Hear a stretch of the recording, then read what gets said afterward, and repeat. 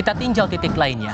Perayaan Hari Ulang Tahun ke-80 TNI bakal berlangsung di Monumen Nasional Jakarta Pusat Minggu 5 Oktober nanti. Nah, hari ini TNI mematangkan persiapan seperti parade drum band dari Akademi Militer hingga defile alutsista. Itu dia saudara, Presiden Prabowo Subianto akan menghadiri peringatan puncak perayaan Hari Ulang Tahun TNI.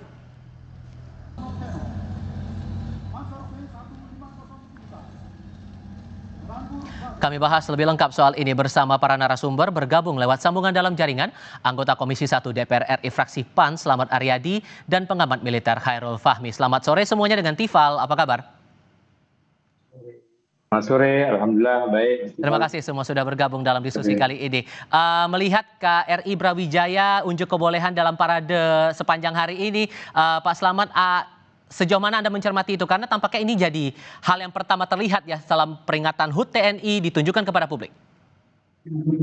Ya, tentunya kami sebagai warga negara Indonesia hari ini merasa bangga melihat parade kapal perang yang ditunjukkan di acara HUT TNI yang ke-80 ini. Dan perlu kita sampaikan kepada masyarakat bahwa parade kapal perang yang dihadiri oleh Bapak Presiden Prabowo ini bukan hanya sebatas parade seremonial.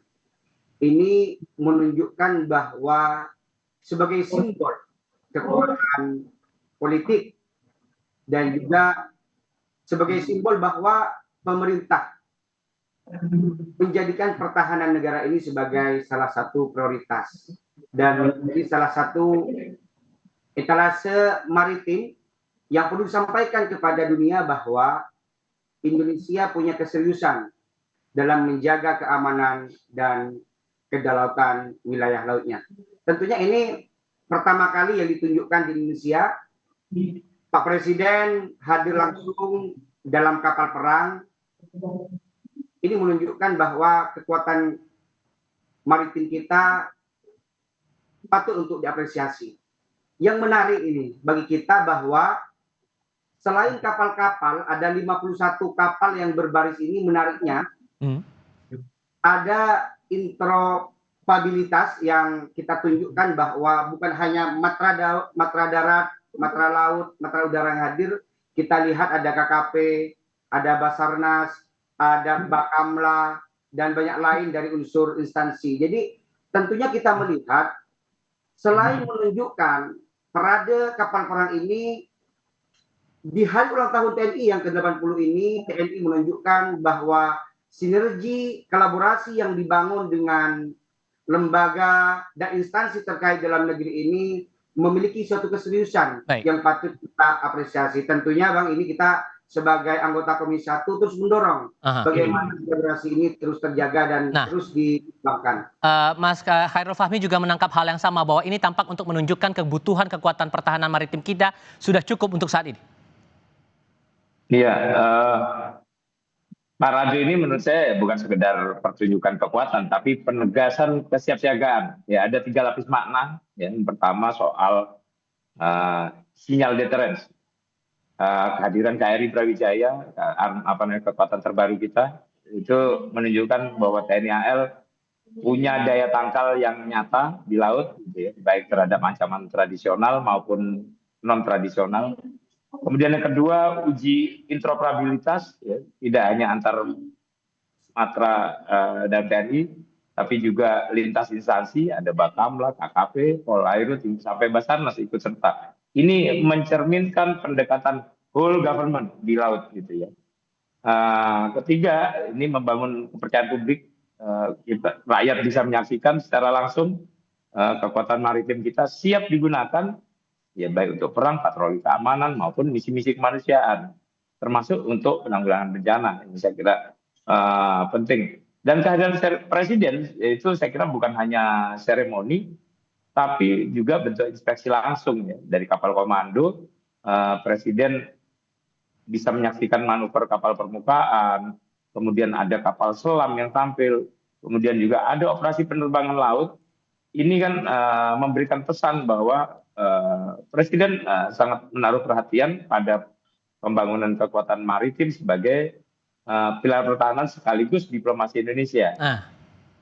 Oke, ditambah lagi kalau kita membaca awal kepemimpinan Presiden Prabowo ini, Mas Slamet, disepakati pembelian alutsista, kemudian ada juga penambahan anggaran yang telah disepakati waktu itu antara Menteri Pertahanan bersama TNI dan juga DPR waktu itu jadi 187,1 triliun rupiah dengan fokus membangun kekuatan TNI, itu disebutkan oleh Menhan. Sejauh mana membaca itu dari DPR? Ya, kita melihatnya dari sisi anggaran bahwa kita melihat dalam isi pidato Bapak Prabowo Subianto dalam rapat APBN tahun 2026 bahwa beliau menyampaikan ada 8 agenda prioritas yang menjadi konsen untuk APBN tahun 2026. Kita melihat agenda prioritas ke-7 bahwa pertahanan negara menjadi salah satu prioritas yang dikedepankan dalam APBN tahun 2026 ini. Tentunya kita melihat dari postur anggaran yang mungkin dari tiap tahun bertambah, pada prinsipnya bukan semata-mata menambah anggaran, tapi pemerintah memiliki prinsip bahwa prioritas pertahanan negara ini menjadi salah satu prioritas yang perlu kita perkuat dari sisi pertahanannya.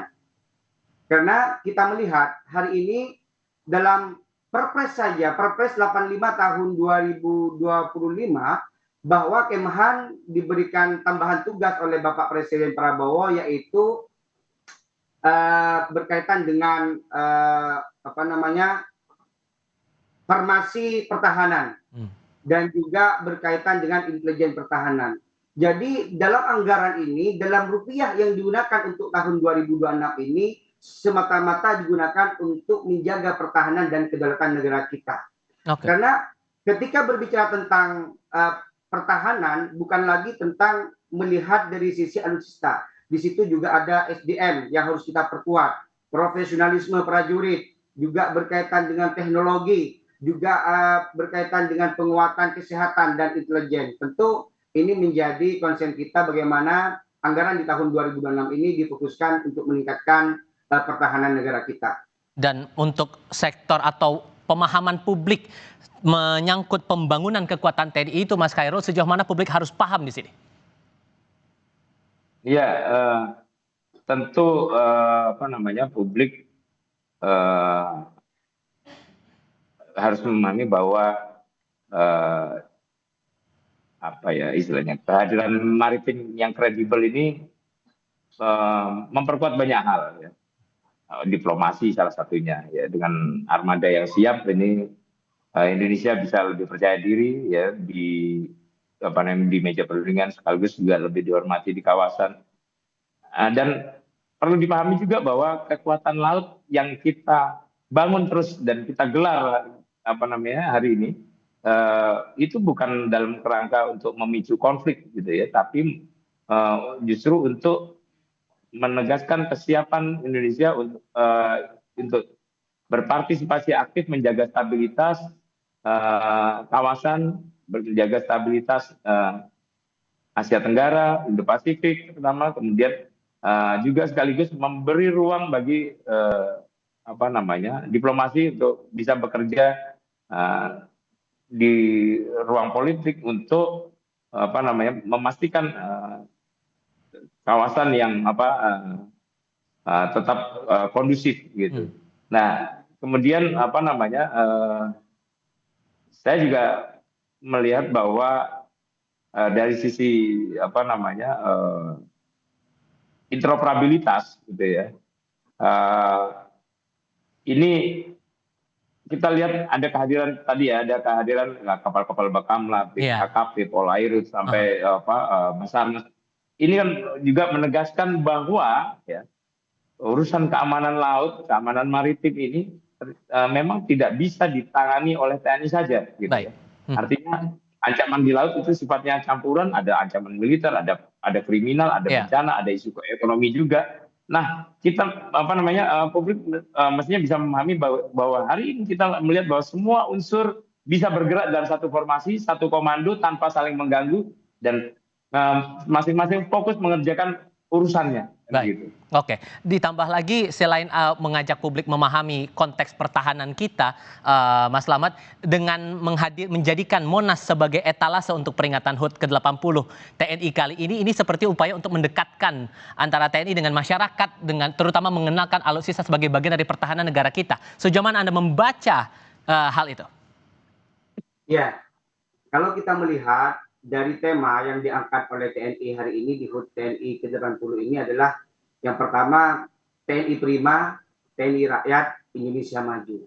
Jadi ini ada komparasi antara kekuatan militer tapi juga tidak menyampingkan bagaimana bersatu dengan masyarakat. Karena kekuatan militer tanpa didukung oleh rakyat artinya ini menjadi satu kesatuan untuk menjaga pertahanan kita, sehingga kita melihat parade yang diselenggarakan di Monas ini, saya mengapresiasi bahwa TNI sudah menjawab, sudah hadir di tengah-tengah masyarakat untuk memberikan suatu jawaban bahwa TNI ini bagian dari kekuatan untuk rakyat dan masyarakat Indonesia. Dan dengan semangat untuk memperkuat pertahanan kita, pembelian alutsista sedang dimaksimalkan juga lewat penambahan anggaran ini, Mas Khairul. Yang perlu dipahami juga soal pertahanan kita ini kemana lagi arahnya untuk prospek kita ke depan? Iya, dari sisi pembangunan kekuatan saya kira ada 4 hal utama ya. Pertama, kesiapan alutsista, apa namanya, kapasitas kapal dan pesawat ini harus dijaga. Kemudian yang kedua, ketersediaan amunisi dan torpedo ya cukup misalnya gitu ya. Kemudian yang ketiga, sistem C4ISR yang terintegrasi supaya semua institusi yang terkait dengan keamanan laut ini juga punya gambaran situasi yang sama secara real time. Kemudian kemandirian pemeliharaan ini juga tidak boleh dilewatkan gitu ya. Ini supaya kita tidak terlalu lama bergantung pada galangan kapal luar negeri. Ya. Nah, saya kira terkait dengan anggaran, mestinya ada prioritas juga ya dalam penggunaan anggaran pertahanan 2026, terutama untuk TNI AL, Baik. khusus dan TNI secara umum. Fokus utama mestinya juga pada pemeliharaan dan kesiapan. Jangan sampai kapal itu atau alutsista lain yang dimiliki oleh di tiap-tiap matra ini ada di daftar inventaris tapi tidak siap operasi. Oke. Artinya ada rencana rekapitalisasi, pengadaan alutsista baru, kemudian modernisasi alutsista yang existing gitu ya. Tapi penting juga investasi pada alutsista yang sifatnya patroli pengawasan gitu ya, supaya pengawasan darat, laut, udara kita menjadi lebih efektif. Oke, sudah kami tangkap poinnya di situ. Pak Khairul Fahmi, Mas Slamet, terima kasih banyak sudah berdiskusi bersama kami hari ini. Sehat selalu semuanya. Selamat sore.